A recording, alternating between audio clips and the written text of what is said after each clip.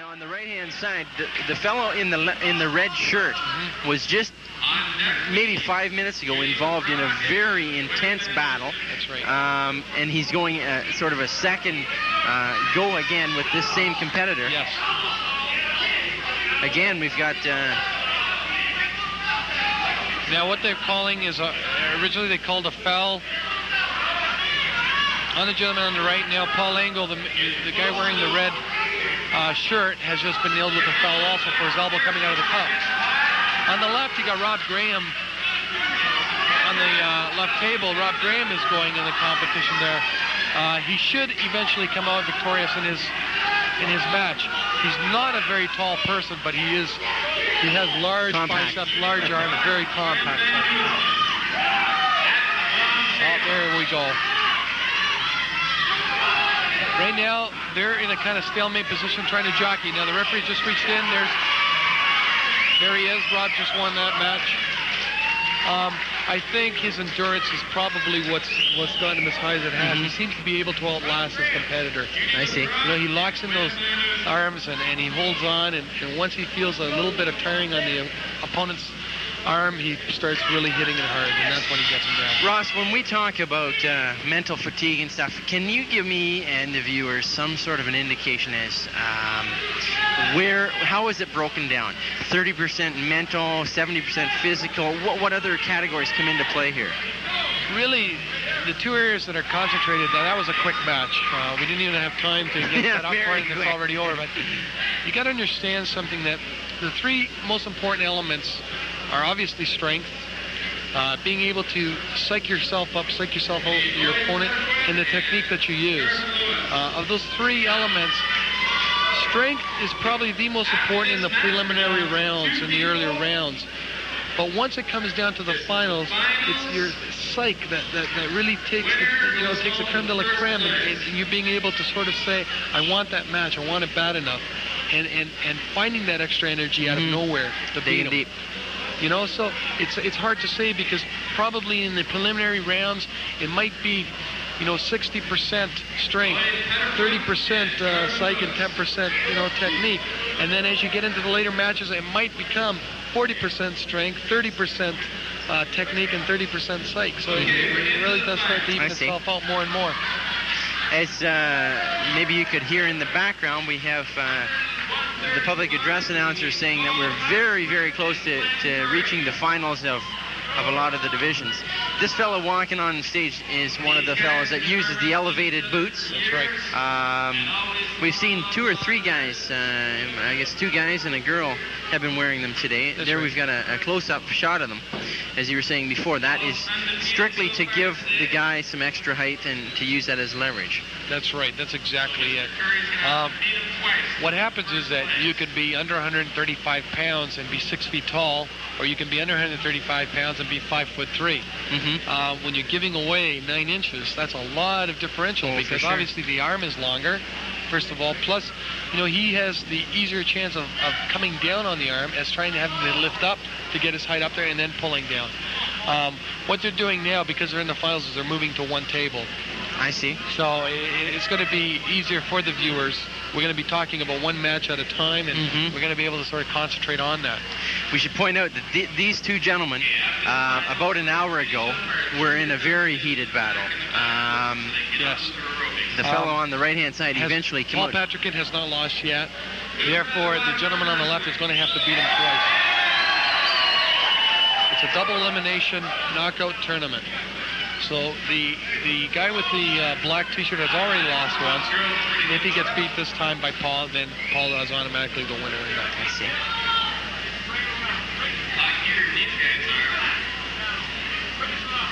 And Paul is with Team London, I see, on the back of the shirt. He's competed with Team London. He's also involved in his own fitness center, Fitness Elite, so he does have the opportunity to work out and keep the strength up for the arm wrestling competition. Now we got a slip here. Looks like the referee might be pointing to the elbow cup and saying you got to keep your elbow in there. As far as a slip is concerned, they're not calling it one way or the other. They're calling it a slip on both sides. See some of the the crowd injects their own feelings into it. It's going to be almost hard, Dwayne, for us to hear each other once the finals start as they are now, because the rooting gets louder and louder, and as the competitor gets more popular and you move up into the heavier categories, we're almost going to be yelling just to be able to hear ourselves sitting side by side. Okay. And like you said before, you started the actual action almost 5 or 6 hours ago. So the people are tired, and when they've got down to the nitty-gritty here, they're right behind them. That's right. They can focus all their attention on a lot fewer competitors, on who they want to win, because again, this is for the championship in the under 135. Now Paul's trying to jump the gun there. Now he's complaining about the grip that they have. Referee's trying to get them back into a stable position. They called go.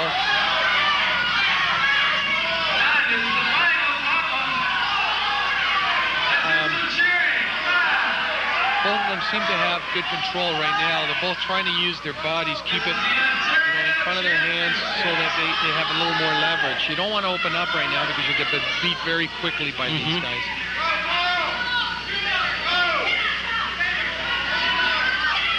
There's a lot of frustration, a lot of agony showing on those faces, and you just saw Paul Patrickin just defeated him. So Paul Patrick is the champion in the 135 and under class. That's right.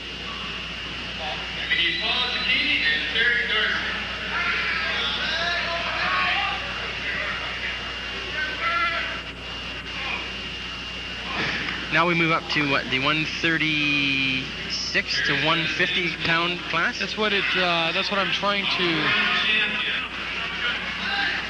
This guy's not the best in Ontario, not the best in Canada, the best in the world. That's the gentleman in the blue. Mr. Cicchini is one of the best arm wrestlers.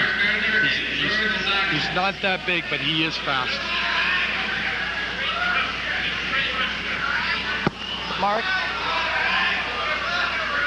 Is this the finals? Remember,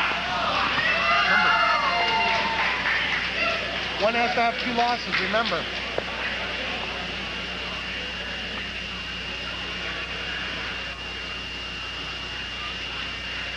Tell him that there's one with 1 loss already, so he has to be beaten twice, eh? Let the spectators go. Okay, the 151 to 165 pound class, we've got Mark Gardner and George Isakouitz. Both London boys going at it here. That's right. We have 2 London boys going in this competition. I think you're going to see 2 totally different styles.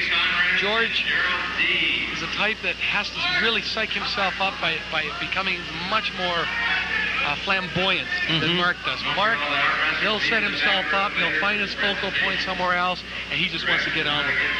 George is a type where he likes to sort of fiddle inside those cups and try and get his opponent a little shaky.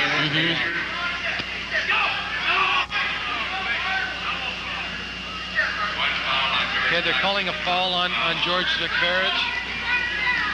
They're saying that he jumped the gun before the referee had said go.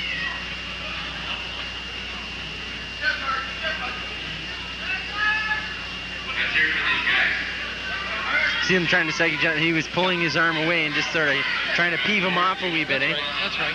You're trying to break your opponent's concentration. I mean, if you can do that, almost every time you're going to win your match. Mark's got him. Mark. Boy, that was pretty. Was a little out of character there by shaking his head and saying you're not going anywhere, but he knew he had that competition. When George gave it all he had and Mark could withstand that, he knew he was going to beat him. So he wins the 151 to 165? We're just going to check right now to see that we're up to date with all the competitors. Willie Conrad and Gerald Dees up on deck. Lloyd Penderman and Rob Is that it? Like, Brady. are you guys in the finals, or is this the semifinals? So you won it. That was. So George had to beat you twice. This is all the finals now. Okay, you should tell the spectators. Let them know. The matches you're seeing now are the finals. what happened with Mark's match just a second before, George would have had to beat him twice to win the Ontario Provincials, a 151 to 165 pound weight category. So now we've stepped up to 166 to 180. That's right. And again, ladies and gentlemen, this is for the Ontario Championship. They're just trying to find the right stance for both of them. Now, you saw a totally different technique where the gentleman on the right was able to try and break his wrist and bring his shoulder in behind it and use that as leverage. Sometimes it's successful, a lot of times it's not.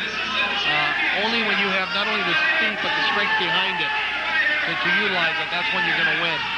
Now they're in that standoff position. It's who tires first that's going to lose.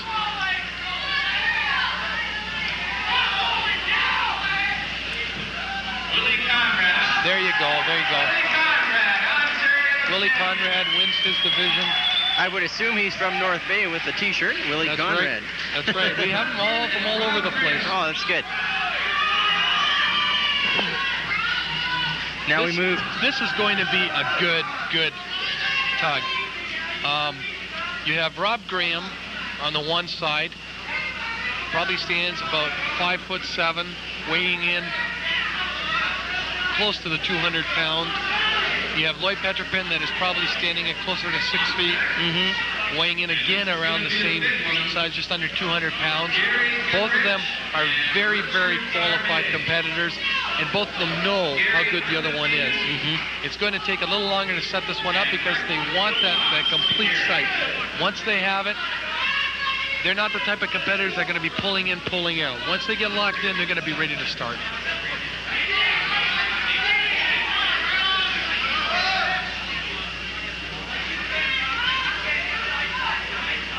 Not quite sure what Rob is discussing with the referee right now. But it looks like he's not quite happy with either the positioning of the hands or the shoulder. See, Lloyd's trying to take the advantage by having that inner shoulder just behind his arm. As you can tell, what he wants to try and do is stave off any attack by Rob. Okay. We have a false lot of start. emotion. Try it again. A lot of emotion riding in these last two matches. I just noticed in the background we got Rick Baarbe getting psyched up, and one of I guess one of his friends is slapping him in the face. That's right. That's a technique. He's psyching himself up on his own.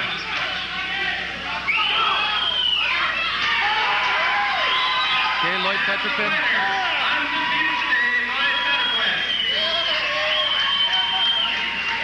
Ends up winning that, which I said was going to be a good competition, and it's going to turn out to be like that. And we're into the heavyweights now. Goodridge, undefeated, and Richard Baarbe. There's going to be a lot of sentiment in most of the London arm wrestlers. There's a lot of respect for Richard Baarbe. There's a little bit of distaste, I guess I should say, for Gary. Is that right? He can be a little too colorful sometimes in the way he handles himself, with competitors. As far as the length of this match, I don't think it's going to go too long. I think you're going to see a quick win. Which way? It's going to be hard to say who's ever got it at that moment. Ladies and gentlemen, now you see there's a quick slip. Gary's famous for that. You know, when he gets into a tough competition and he feels as much strength coming his way as he's trying to give, he pulls out a little more often than the other competitors. Ladies and gentlemen, just to reiterate, this is for the Ontario Championship, the 201 and over pounds, sort of the heavyweight. That's right. And this is for all the marbles. That's exactly what it is. Rick's already lost once to Gary today, early this morning, so Rick's going to have to beat Gary twice to take the championship away from him. There's a lot of concentration on those faces. Even if Rick beats him here, he's still got to do it again.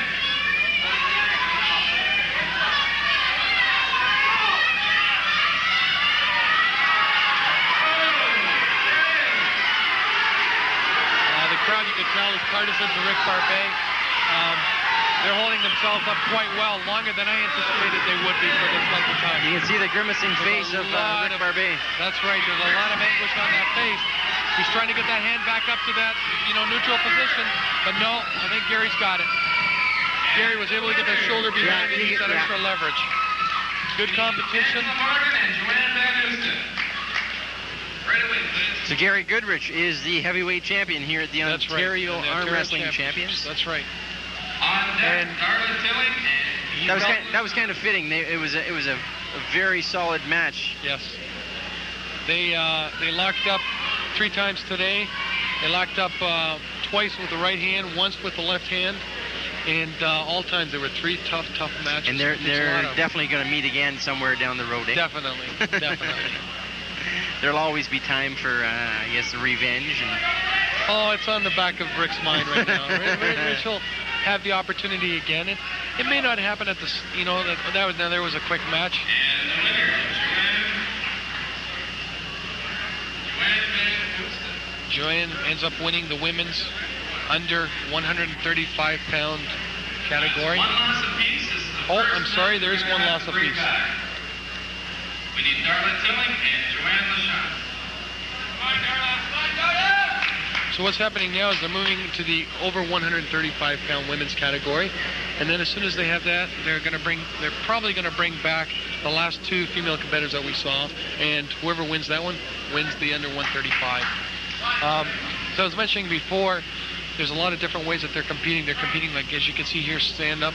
There's wrist wrestling, there's sit-downs, there's ready-go-goes. There's so many different variations of the arm wrestling techniques. And somebody can be a world champion in the stand-up, and somebody else can be a world champion in the sit-downs. I see.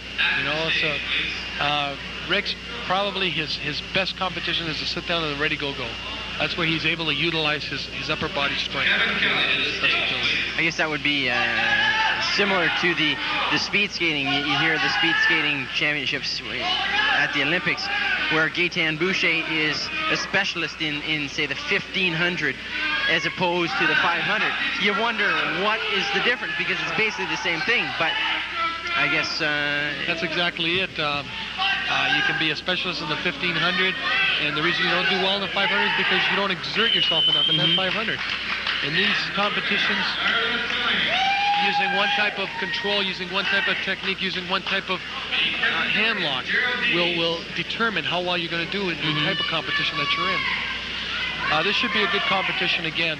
Kevin Kelly was one of the originals who went to Costa Rica during the World Championships and came back with the title. He's good. He's very, very fast, and he also placed second in Las Vegas in his weight category overall. So he did quite well. He's done very well in most competitions. And to the viewers, that's the fellow on which side? Sorry? That to the viewers, what side is? Kevin is on the left-hand side with the blue track pants, 3 red stripes. The Kellogg's. He's wearing the Kellogg's T-shirt for those who are trying to get a frontal view. Now you were mentioning, I'm sorry. This is the left-handed competition. This is a good competition for Kevin, but it's not his strongest. His strongest is his right hand. Okay. You were mentioning earlier, I wanted to get back to it, about the trip to the World Championships. You had some gentlemen that did extremely well at the World Championships. Can you just reiterate that? Yes. Back in approximately 1983, there was the World Arm Wrestling stand-ups held in Costa Rica. At that time, Rick Baarbe, Kevin Kelly, George Severovich, and a few other members from the team were down there for that competition. They ended up walking away with 3 firsts of the world. Rick walked away with the first, Kevin walked away with the first, and so did George. He was able to walk away with the first. Geez, that's all right. And a 4th member walked away for a second, so it was a very, very successful trip for not only the Canadian team, because they were representing Canada at that time, but for the London Arm Wrestling Club. Great. And I think that's what gave them the distinction as being one of the finer clubs in Canada, if not North America. Great. That's something to be proud of, London. Yes, very, very proud of. These two are friends, are they not? Yes, they are. You see a bit of joking around going on between the two of them. Gary's already won, one competition, so. I figured that's what was going to happen. He's going to let his friend win, you know, and unfortunately, it's not fair to the spectators coming to see, but that's what's going to happen. You know, now. You guys doing it now, or are you going to save it for later? They're going to pull again. See, what happened was Gary was undefeated. Now they're tied at 1-1. The winner of this match will take I see. That's right. Now, who knows? Slip.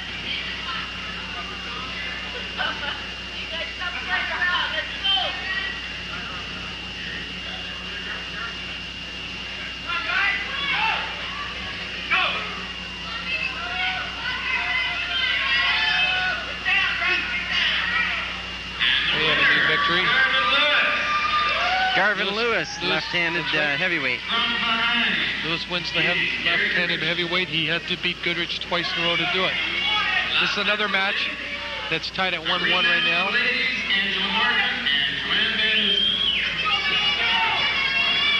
Are these ladies from London, or are they from out of town? I think the lady on the left is from London. I'm not too familiar with either of them because, unfortunately, that was a quick victory. The ladies' competition isn't quite as popular as the men's. Sure. And, you know, we saw some good competition. I've just been told that the junior division, because of the time constraint that we had on us, was held in the back. And they were awarded their prizes back there at that time. So we're going to have to say goodbye. I'd like to thank my co-host, Ross Agathis, who is a sponsor and proprietor of the Huron House Restaurant. He's a sponsor of the London Arm Wrestling Club, and Rick Baarbe. And I think he's done a great job. He's provided a lot of insight into the world of arm wrestling that I didn't know about, and I hope the viewers have enjoyed watching it on Cable 13. Thank you very much. I'd like to thank Dwayne, too, at the same time for having me by here, and it's been very enjoyable, and I hope we gave exactly what the people wanted to see in the arm wrestling. It is a good sport, and if you are interested, please come on out sometime and join us. Thanks again.